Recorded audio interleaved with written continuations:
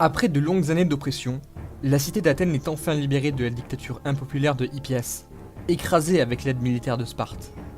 Un changement de système politique est nécessaire pour éviter le retour de la tyrannie. Pourtant, le peuple athénien gronde dans les ruelles de la cité, las de plusieurs longs siècles de tyrannie et d'instabilité politique. Le peuple souhaite faire entendre sa voix. Un homme observe la scène, pensif. Clystène, un noble aristocrate athénien, cherche à vaincre son rival politique, Isagoras, qui souhaite instaurer à Athènes une oligarchie. Devant la colère du peuple, une idée jaillit dans l'esprit de Clystène. Il faut donner au peuple ce qu'il désire depuis tant d'années, plus de pouvoir, pour limiter ceux de son rival. D'autres avant lui ont déjà essayé par le passé de réformer Athènes en donnant plus de droits au peuple, comme le célèbre Athénien Solon. Mais ce n'était pas encore suffisant. Il fallait aller plus loin. Clystène est alors loin de se douter que les réformes qu'il compte mettre en place à Athènes aboutiront à un modèle politique innovant qui servira de véritable idéal, à tort ou à raison, pour les hommes des siècles et des millénaires futurs. La première démocratie au monde est sur le point de naître, la démocratie athénienne.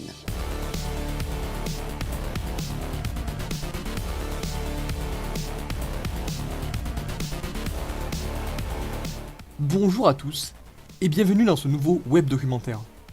Comme vous l'avez sans doute compris, nous traiterons aujourd'hui de la curieuse et fascinante démocratie athénienne. Trêve de mondanité, rentrons directement dans le cœur du sujet. En tant que première démocratie au monde, la démocratie athénienne peut-elle être considérée comme un système politique idéal, ou bien possède-t-elle au contraire certaines limites ?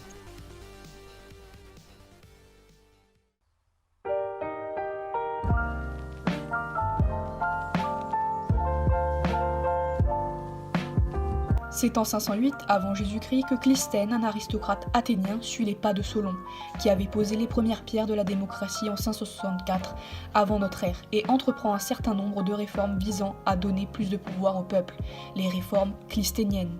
Parmi ces réformes, entre autres, il restreint les pouvoirs des aristocrates, notamment en limitant l'influence de l'aéropage, un tribunal essentiellement constitué de ces derniers. Il remplace les 4 tribus dans lesquelles était anciennement réparti le peuple, par 10 philaïs.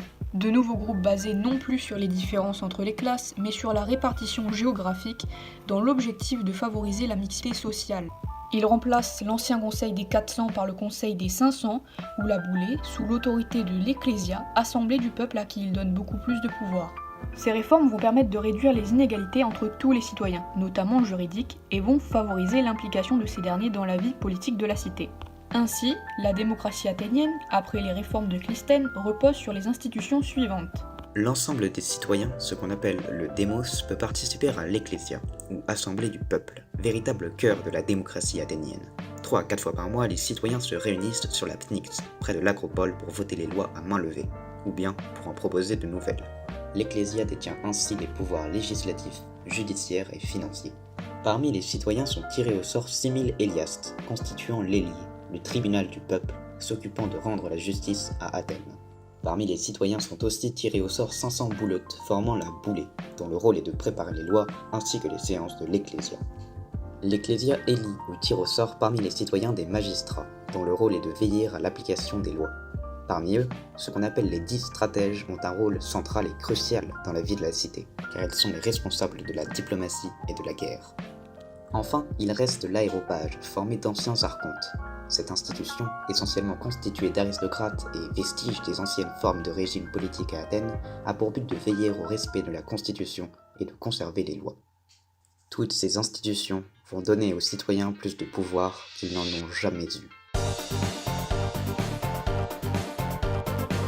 Thucydide, un homme politique et historien athénien du 5e siècle avant notre ère, déclara « Nous avons une constitution qui est appelée démocratie parce que le pouvoir est entre les mains non d'une minorité mais du plus grand nombre. » Le terme démocratie apparu en Grèce en même temps que le régime politique qui porte son nom est composé des racines kratos et démos, signifiant respectivement pouvoir et peuple. C'est en effet la première fois qu'autant de pouvoir est octroyé au peuple, ce qui rend ce régime très novateur pour son temps et ce pour de multiples raisons.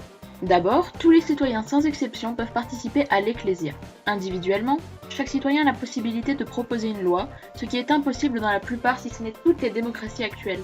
Grâce au vote et au tirage au sort, que ce soit pour désigner les magistrats ou bien les membres de la boulée et de l'hélier, chaque citoyen a la possibilité d'agir et de participer à la vie politique de la cité.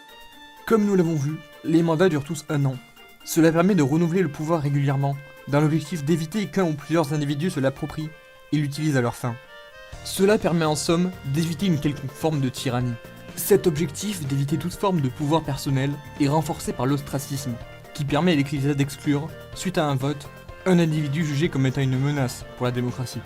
L'impact qu'a eu ce modèle révolutionnaire sur l'histoire reste encore notable aujourd'hui. En effet, jusque dans son architecture, avec le célèbre Parthénon, Athènes représente un idéal démocratique, dont s'inspirent encore les démocraties contemporaines, pour asseoir leur puissance et leur légitimité.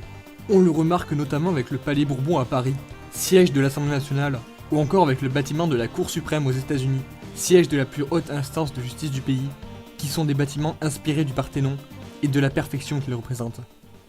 Mais, ce modèle semblant alors idéal, l'était-il réellement? La démocratie athénienne était-elle une démocratie si parfaite? Il suffit de regarder les chiffres pour se rendre compte que le pouvoir n'appartient pas vraiment à une majorité. Athènes compte environ 240 000 habitants. Pourtant, l'ensemble de ses citoyens ne s'élève pas à plus de 40 000 individus, soit moins de 17% de la population totale. En réalité, ce statut de citoyen est loin d'être un statut commun. Très peu d'Athéniens sont citoyens. Seuls les hommes de plus de 18 ans nés de pères athéniens libres et ayant suivi l'éphébie, une formation militaire et civique, ont des droits politiques et économiques. Les femmes, les enfants, les métèques ou étrangers et les esclaves sont eux privés de toute forme de pouvoir ainsi que de nombreux droits. Le statut de citoyen est d'autant plus compliqué à obtenir sous Périclès, qui ajoute une nouvelle contrainte, celle d'être né d'un père et d'une mère tous deux athéniens. Poursuivons avec les chiffres. Même si les 40 000 citoyens peuvent participer à l'Ecclésia, seule une minorité estimée à 4 000 y participe réellement. En effet, il est compliqué pour les citoyens vivant loin du centre d'Athènes de s'y rendre. Pour les citoyens venant des régions montagneuses, le trajet peut durer jusqu'à 8 heures. Ainsi, moins de 2% de la population totale peut réellement participer à l'Ecclésia. Ce serait maintenant une erreur de croire que les 4000 citoyens assistant effectivement à l'Ecclésia avaient tous un rôle égal au sein de l'Assemblée du peuple. Le pouvoir et les prises de décision restaient souvent entre les mains des mêmes hommes. En effet, ce sont les grands orateurs les plus riches et les plus démagogues qui jouent la plupart du temps un rôle central. On peut, par exemple, penser à Périclès, qui a été élu stratège plus de 10 fois.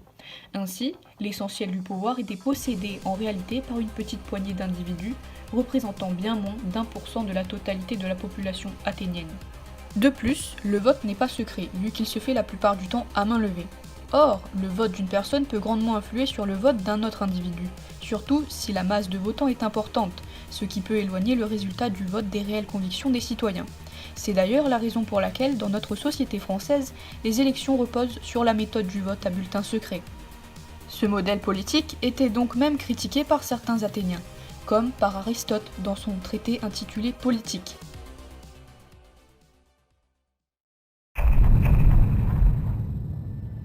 Véritable genèse de la démocratie, elle est le premier modèle politique octroyant tant de pouvoir et de droits à ses citoyens. La démocratie athénienne accompagnera la cité-État jusqu'à son apogée, et l'élèvera même au rang de grande puissance de l'Antiquité. De nombreuses civilisations s'inspireront de ce modèle absolument novateur de la République romaine dans l'Antiquité jusqu'aux différentes démocraties de notre époque contemporaine. Seulement, l'idéal que représente la démocratie athénienne est à nuancer, car de nombreuses inégalités de droits et de pouvoir y persistaient malgré tout, et ce même entre les citoyens. À nous de prendre acte de l'histoire et de tirer de cette démocratie fondatrice des enseignements pour espérer, si cela est possible, atteindre un jour une démocratie véritablement idéale.